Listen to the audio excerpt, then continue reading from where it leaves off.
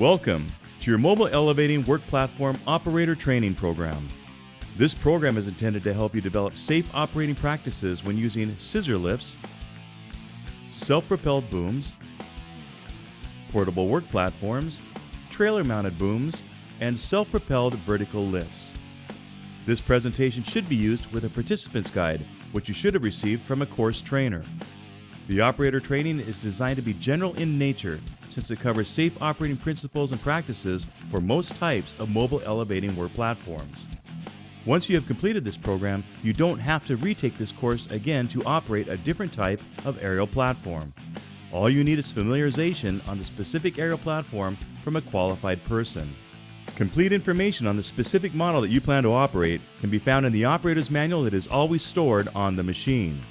Always read and follow the appropriate operator's manual for the aerial platform you are learning to operate. Should you have any questions or find you don't fully understand any subject covered in this presentation, please discuss them with your trainer. We've divided this video into 5 sections. Section 1 covers the terminology and applications of the various types of MEWPs. Section 2 deals with the responsibilities of all parties associated with the operation of MEWPs. Section 3 deals with learning how to identify and avoid safety hazards.